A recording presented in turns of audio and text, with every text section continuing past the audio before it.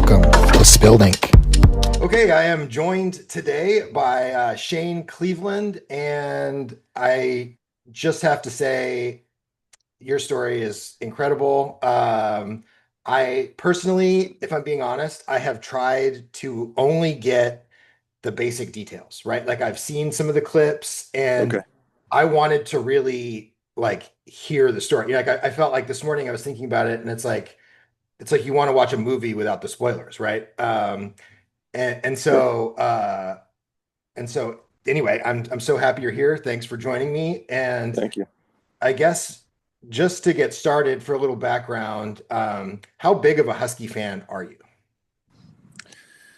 Uh, I don't think I'm the biggest Husky fan out there necessarily, but I, I I'm a very long time Husky fan, and it's something that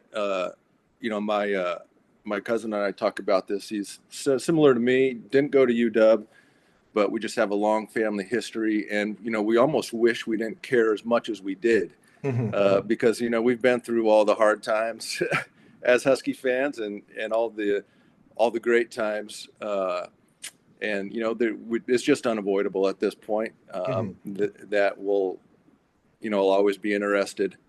I'll always tune in, and good or bad, I'll be there. Mhm. Um, so my dad went to UW.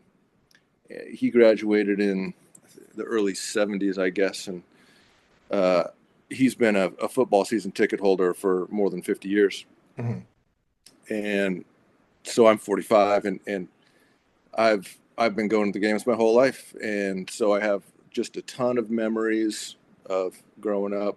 It's a huge bonding thing with me and my dad, and then that extends to so many friends and other family, and there's just a lot of moments. While it's just sports and it's a game, there's a lot of moments in my life that I can think about, where I was and who I was with when certain things happened in particular Husky football history. Mhm. So yeah, it's uh, for the most part, it's a really fun thing. Mhm. Um, and now I'm getting to.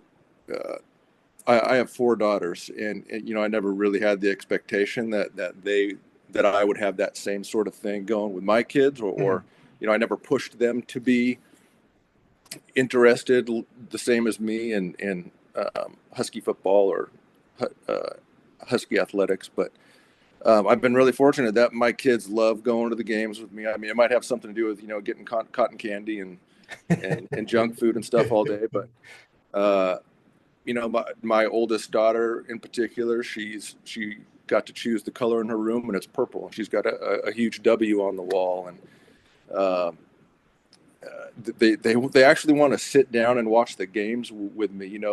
I got friends saying, "Hey, come on over, let's watch the game," and my daughter's like, "You're leaving? I Mhm. thought we were going to watch the game together." And so I get to stay home and watch the game with my kids and stuff like that. um, I couldn't ask for more, and so I'm getting to extend that even today in my family. Mhm. And do you have a moment? Like, is there, as you're saying that, I'm thinking about like three moments that stand out for me at games I was at.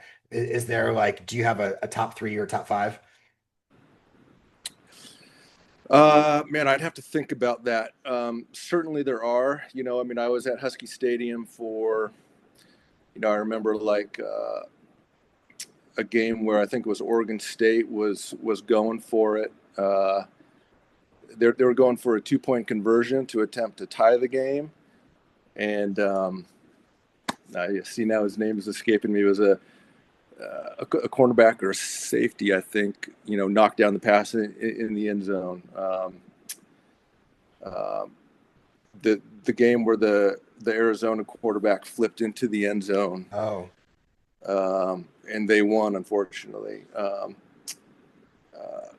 the interception that won off the foot of, was it Mason Foster or Donald? yes. Yeah, Yeah. yeah.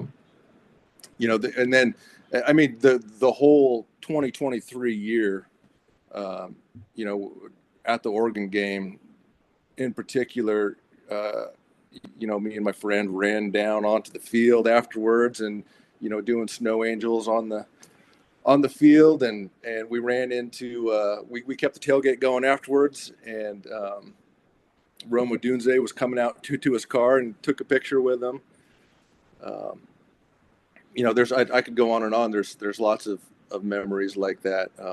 But then also just, in particular growing up, we sat in the same seats every year, and we were surrounded by the same people every year. Those people watched me get older. I watched them get older, and in some cases pass away. And at the beginning of the season, you're always wondering who's coming back. And um, I still remember some of those guys and families, and um, there's just no other experience like it that I can compare it to in my life. Mhm. And I guess that's probably, when you think about Husky athletics and particularly football, I know a lot of people that's their connection to it, right? Like they've just done it for so long and the same people and the same seats, and then it really Right. does become part of your family, right? Like an extension of that. Yeah. Yeah. I have a group of friends that the past 3 or 4 years, I've done it a few times before that, but sailgating, so I'm over in Bremerton, and if we want to sailgate, we take the locks into Lake Union and over to Husky Stadium, and it's an adventure. And so early in the season, when it's still nice weather, and if it's a game early enough in the day, we try to get one of those in a year now. Uh, and so it's a core group of us that I don't get to see these guys, but maybe once a year in some cases. And that, yeah, that again, that's just an experience that you can't replicate any Mhm. other way. Wait, do you take a boat from Bremerton all the way to Husky Stadium? Yep, one of our boats, in fact, and I I own a couple boats that I've kind of restored. It's a hobby of mine, and this will be the first full year I'll have one that's large enough to feel comfortable going over and doing that. So I'm hoping that I get to captain a boat over there in the upcoming season. I know I'm going to preface this by saying I know very little about boats, but what kind of boats and Yeah, and this kind of ties in a little bit to when I first got to meet Nate, and the word started to spread. My The boat I've had longer is a Boston Whaler boat, and it's a 1965 Boston Whaler, and I basically restored it from the ground up. Um, it's a smaller boat, so it's not one that I'd be able to. I mean, it would be capable of, but not a very comfortable boat to take all the way over to through the locks and sailgating. Mhm. Um, but my foray into social media started with wanting to get help with this restoration process because there's so many people out there who are doing the same thing and they want to share their story and show how things are done. And so, in order for me to learn a lot of stuff I needed to know, I needed to be on Facebook and be in these groups, and I needed to get on Instagram and see the works in progress and finished products that other people had done. And I made a real emphasis to not follow like people I knew and I really wanted to just be getting access to this information, and so I really didn't need people following me. I wasn't posting anything, so my Instagram handle was PNW underscore Whaler is the handle I chose. Um, and so when I first got to meet Nate, he said, "Hey, if you got an Instagram, let me know because I'm about to post this." And I had to look up and see what it was and send it to him. He was like, "Oh, you got to take it off private." I was like, "No, it's not private. I've just never posted anything." And so the first thing I posted was a picture of my boat because I figured, well, that's my Instagram handle name. So that was the first post I put up while I was in the hospital. Um, and the second boat I'm working on it's a 1975, and they don't make it anymore. It's called a slick craft, but Mhm. it's larger. It's 23 feet, and a much more comfortable ride to be able to sort of extend our days and our trips on the water. Mhm. And so before we get any farther into the Nate conversation, two questions. How did you get into boats and what do you do professionally? Mm. Yeah, that's just one of the things that growing up, like Husky football, was kind of part of what we did as a family. Family had a boat growing up, and being in Bremerton, we're surrounded by water on all sides here. So that was just a big activity for us. And then again, so I have a lot of friends um, who grew up the same way and live on the water and have boats of their own. So it's another thing that I sometimes wish I didn't care so much about because I'm really passionate about it, and it can kind of consume a lot of my time. I get a hard time from my wife and my kids about oh, you're going out to the garage again. But it's something I enjoy, and it helps to maintain connections with friends and family. Mhm. And sorry, your second question was Professionally, what do you do? professionally. So I went to Central Washington University and I studied print journalism actually. Oh, Um, and I worked in that field for a few years until my wife and I got married. And she's a high school teacher, so she had high school math teacher, so she had all the opportunities in the world and was able to. We were living down in Vancouver, where I was working when we first got married. I was working at a business journal, but she was able to get a job at her old high school, Olympic High School in mhm. Bremerton. And so, I was in limbo a little bit, and her family owns a manufacturing business here in Silverdale, actually, right next to Bremerton. And they could use some of my skills at that time, which was back in 2006. And I've been there ever since. Um, we make neoprene medical products. It's Oh, a company called Bennick Corporation. Uh, and it's an all in-house facility where our offices, our manufacturing, everything.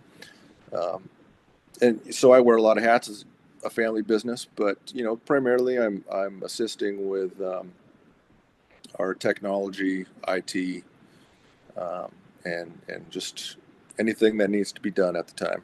mhm. That's really cool. And it makes sense when, when I hear that you have a print journalism background, because, at first I'm like, why is he following, like, why is he paying attention to what I'm doing? And so, yeah, Absolutely. so that's really cool. Like, I Yeah, like, I love what you do. Yep. yeah, I like that connection. That's awesome. So all of that to get into the story, and I don't think I definitely did a terrible job of setting it up because I didn't tee it up. But I think Fine. most of the people like listening to this will know, have at least heard a version of this. Yeah. And I guess kind of just walk me through from the beginning to now. Yeah. It's a fun story to tell, and it kind of did end up feeling like a movie, like you mentioned, the way it all really unfolded. Um, I couldn't have written it any better myself. So it's been just a lot of fun and a real privilege to be a part of it. And so it does start with Husky football, where I mean, certainly I was aware of Nate um, as a Husky fan, and selfishly, I wished he'd kept playing football. But I still followed Husky basketball, particularly when they were doing really well in his era, and then continued. It was hard not to keep tabs on what he was doing because he had so many great accolades. And so I was at the Husky spring game in 2024, and they did a video presentation there that Nate's talked about how his former teammate Tank Johnson really spearheaded that initiative with the university because Nate wasn't doing well health wise, and he needed help, and he's talked about how that was a hard thing for him to do, and so it took a lot of encouragement. It sounded like from people around him um, to start to get the word out there a little bit more. And after they showed, a bunch of his highlights, and he was talking about what he was going through in that video, um, they they said that they're looking for an A positive blood type donor.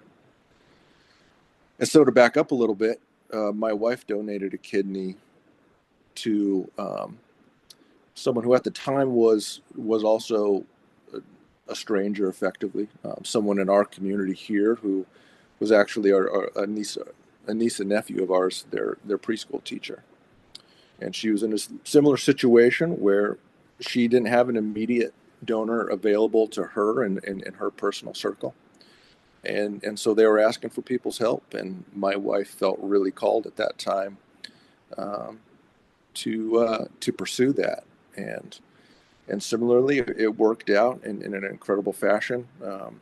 Where at the University of Washington, she went through the process of getting approved and matched, and so yeah, 14 years ago, she donated her kidney, and um, we've become really good friends with her recipient, and she's married now, and they just had their first child, and um, uh, she's godparents to one of our daughters, and my wife and I are both going to be the godparents of their new child, and so it's been a really big part of our family story. Hmm. Um, we understand the impact that it certainly has on the recipient, of course. It's led her to have a very healthy, productive life, um, and but it's had a huge impact on us too. Hmm. In particular, my wife and their relationship. And um, when I was sitting there and I heard that they're asking for an A positive donor, I mean, I wish I could rationalize it and explain it really, but the feeling was just, I mean, I just knew exactly what I was going to do. Hmm. And that I don't want to sound like it's some, you know, uh, it's not even anything about me as a person, or it just clicked. Um, and so I put my name in, and I knew that I wasn't alone. I mean, I knew that there's lots of people out there willing to help, and I know that they did. I think potentially thousands of people Hmm. um, put their name in. um, and I will say, I sort of a defense mechanism. I think I I, I thought, well, what are the odds? But there was a part in the back of my head. I know that I was thinking, I th- I think this is going to work out. I Hmm. think this might be me. And my wife, I could, again, I tried to kind of play it down to my wife. I'd be like, oh yeah, UW called, they want me to do some more tests, but who knows, something could come up, they might find something, why I shouldn't do it, or I might not be a match. And the whole time she was like, it's you're the only one. Hmm. And like I said, I kind of had my defenses up a little bit, not wanting to be too disappointed, or um, but just from that point where I knew that I was going to put my name in, um, everything just, even though it is a long and very thoughtful, careful process, it just really all unfolded very naturally. Hmm. Is that something, I mean, as a family, do you guys sort of live by that? Like, just being open to the world and things that come up, and just sort of like when, I'm not going to make this Hmm. religious, but like, when things come your way No, that that's, yeah. yeah. I mean, we as a family, we are religious. I think both my wife and I are more of a lead by example, as opposed to um, preaching or pushing anything on anybody. Um, for me in that situation, I think I'd like to think that I'd always be open to doing something like that. But I can certainly say that my wife having done that first, and me being as familiar as I was with the process, and particularly University of Washington Medical Center, how incredible they are, Hmm. and how well all of that went. I had a level of comfort and security with that. Um, that certainly took me at least halfway in that decision. And so I think more than anything, I was in the right place at the right time, and I'd been armed with the right information and right experiences up to that point, Mhm. to where everything just kind of came together. I think everybody's out there saying, how can I serve other people? I think it's uncommon that there's people out there who will only look out for themselves and aren't. I can think of certainly more experiences where I've justified not doing something because I'm busy and I've got kids and a job, and there's people out there helping in all the ways that they're capable of when they're called to do that, and in ways that aren't public, and they're not getting the gratitude and the exposure that this did for me. Um, so if there's anything extra that can come from this, encouraging people uh, to bring awareness not just to health conditions like this, but just generally, knowing that when an opportunity comes along, and you know, you'll just know, is it a good fit for you? Um, is it something that you're capable of?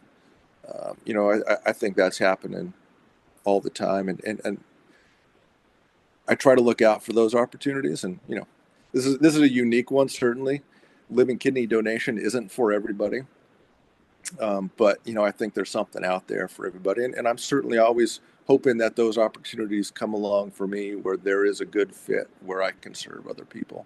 Mhm. Um, we certainly like the idea of being that example for our kids. Um, it,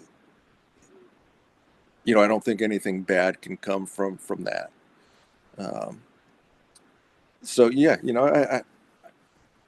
I certainly don't want to make it sound like I'm better than anybody else, because again, I know that there's lots of good things happening out there, and there's more people that deserve to have more recognition for the things that they're doing.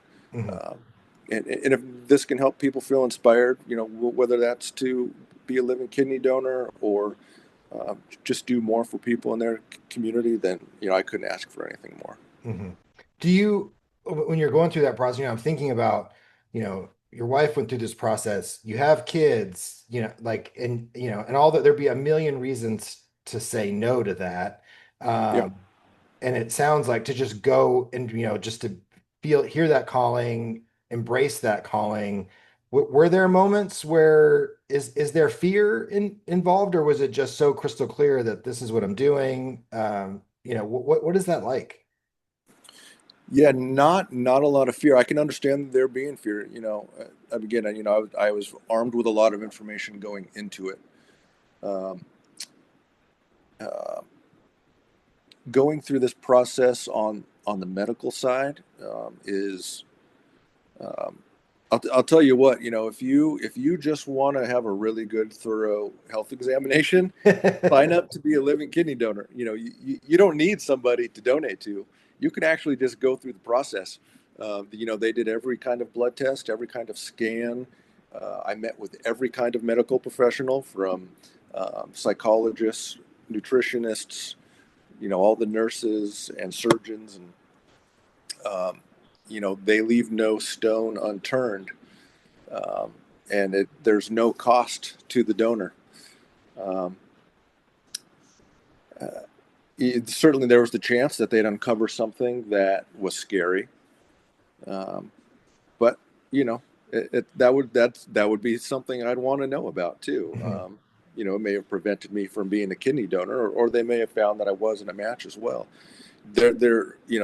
Your team is separate from the recipient's team, and their only interest is in your care and health and well-being, and they tell you consistently all the way up until the point where we're rolling into the operating room, you can opt out, and we'll make sure that there isn't any inkling of, we'll give you an opt out, and nobody will know that it was just because you decided that this wasn't right for you. Mhm. Um, but yeah, there's absolutely anxiety. Um, it's a big decision. Um, the last thing I want to do is leave my wife or kids in a situation where they're worse off. Um, and certainly they warn you of those risks, though they're very, very small. There's some interesting numbers around it. Again, they don't negate the possibility of a negative outcome, but if you've gone through this process of being screened and approved, then effectively that means you're healthier than most other people, Hmm. the general population. They can cite numbers of, the 3% of the population has the chance of developing a chronic kidney disease. But if you go through this process and are approved as a donor, then your chances are actually significantly less of you ever having any form of chronic kidney disease, whether you have one or two kidneys. And even after the fact of donating a kidney, again, you've pretty much been ruled out from ever having a chronic kidney disease that wouldn't be caused by some unforeseen circumstance in the future. But there's also a part of I'm really motivated to stay healthy. I've seen it in my wife too. There's just a motivation to kind of hold up your end of the bargain to stay healthy, and live as well as you can and take care of yourself. And so, yeah, there's concerns and there's fears. We talk to our kids. My wife and I talk to each other. I talk to, my in-laws are my employers, but similarly, I talk to them both as family and as employers. And, I knew that I had great support, not only from my immediate family, but from the people I worked with, the people I worked for, siblings, parents, cousins, friends, people coming out of the woodwork saying, how can I help? And that's my bigger point about all of this too, is that um, it would be a challenge for someone to do this who didn't have uh, a good group of support around them. And that's Hmm. something they also make sure of through this process, is that you're going to have people who can help take care of you. And you have the time and the ability. Um, it, as a side note, if I needed time off work that I didn't have, sick leave or something for, there's programs that would help cover things like that to help Hmm. make this process go through. But, I knew that I would have all of those things in place already. So that's a big help. So, it wasn't just me doing this. It was everybody in my life offering encouragement, saying, hey, bringing meals, picking the kids up, doing all that stuff while I wasn't able to do it or my wife was helping me. Um, so that's a huge part of all of this too. Hmm. And then the actual, what do you remember from, getting to the hospital, like that maybe 24, 40 out, 48, however, Yeah. whatever that window would be, kind of walk me through what that was like. Yeah, that was quite a week. I had a pre-op appointment. So they always do these surgeries on Friday mornings. I had a pre-op appointment on Monday morning. And the same schedule obviously exists for Nate. And sure enough, he was there the same time as me on Monday morning, before the surgery, the week before the surgery. He doesn't know me at that point. Hmm. And I honestly think that was the best case scenario. And in fact, I had to go into this, I left it up to, I always said, it's up to him, how all of that relationship works out. Um, and so I think it was the best possible outcome, that we hadn't met prior to the surgery. Hmm. So we're both doing blood draws and things on this Monday, and he's there with a friend, and I can see him walking around, and I know exactly who he is, of course, Hmm. and he has no idea who I am, and I thought that was fun. Hmm. uh, and this was the first week in February. We hadn't had any snow all year, and of course we're getting hit with snow, and so I ended up like staying the night over near the hospital. I had to drive basically in a snowstorm half the way the night before, to make sure I was there, because you have to be there for certain tests that they have to get done early so that they can know the outcome and know the results. And then similarly, I had to go back on Wednesday. They just required a COVID test, and it had to be done there first thing in the morning. So similar thing.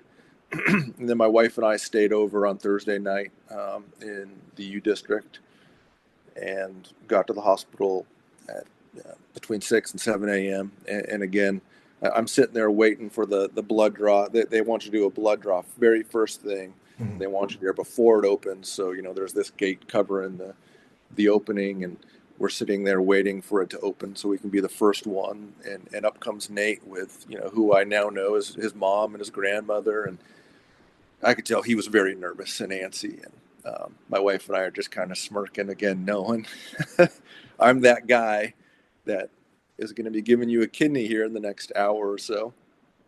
And so we're both standing in line, one behind the other, waiting to get our blood drawn. And then they take me into pre-op and do all the normal stuff with IVs and a million of the same questions over and over. And I will say there was one moment that I draw back on, where my wife was sitting with me, and I knew the time was coming where they were ready and they were going to be coming to get me. Um, and there was just a flood of, it had been 9 months up to that point. And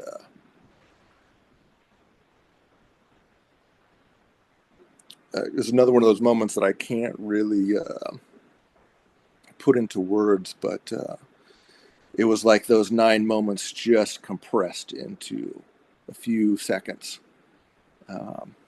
And no reservations at all, nothing like that. Just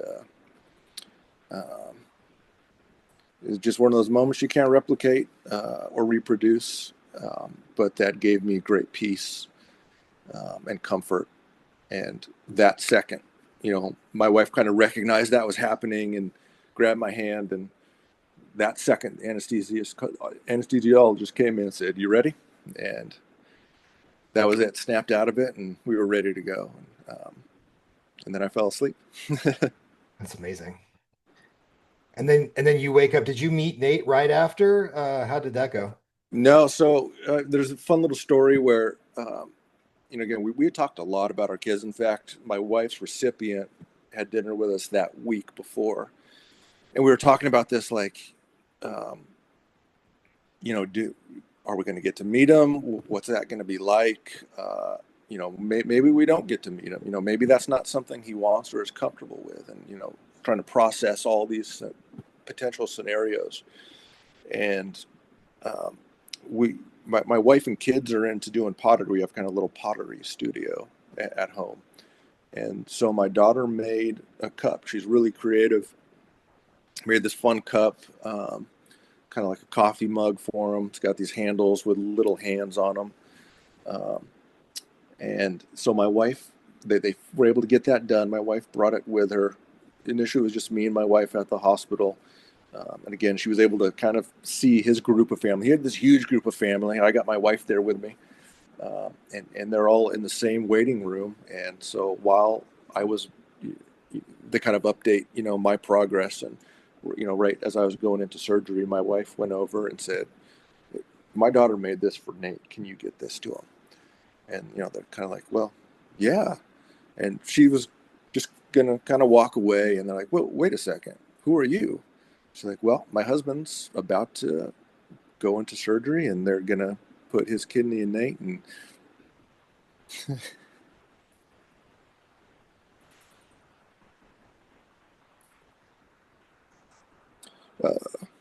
sorry,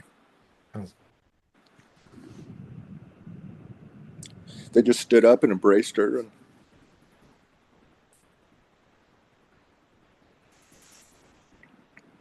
immediately we're like, "We're family now." Uh, I come out of surgery and post-op before Nate does, and uh,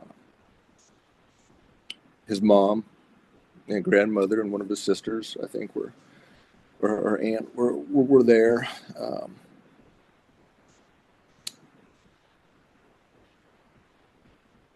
And his mom took my hand and said, "You're my son now too." Yeah, it's just something you can't really plan for or expect. And by that time, I had my kids and parents were there, so they were able to meet Nate's family. And later that day, when we were both up on the floor for recovery, they got to go over and meet Nate. And then it was the next day that I was allowed to get up and using a walker with a catheter attached to it, walk down to Nate's room and get to meet him. And Nate's he hasn't stopped thanking me.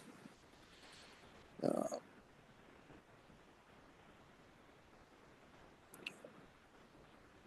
and we've been talking just about every day since. And he's incredible. Um, and it's just all it's just made everything make sense. Hmm. That is, as I'm getting emotional, so I can't even imagine like what that feeling continues to be for you. And I don't have adequate words, I think, to even respond to that other than that is it's incredible. Like just that two people can go on that path together. And I saw Nate multiple times after that at basketball games, and he's there watching his kids, and Yeah, just seeing how incredible it was, like just like this, how wonderful it is that this, because of you, he gets to have this life and, be there for his kids. And I saw that, on your Instagram, mm, like, he gets to be a grandfather one day. Um, and I was at the Rainier Beach dedication for their new gym, and Jamal Crawford did yes, support, and, hearing Jamal say that he prayed for Nate every single night and continues to do so because he's done it for so long, yeah, and that, just to see the emotion in him, to see the emotion in you, to see the emotion in Nate, um, like for me, that as someone who is, loves the Seattle basketball community, loves yeah, basketball and loves people doing things for other people, it's truly it's special. It's incredible.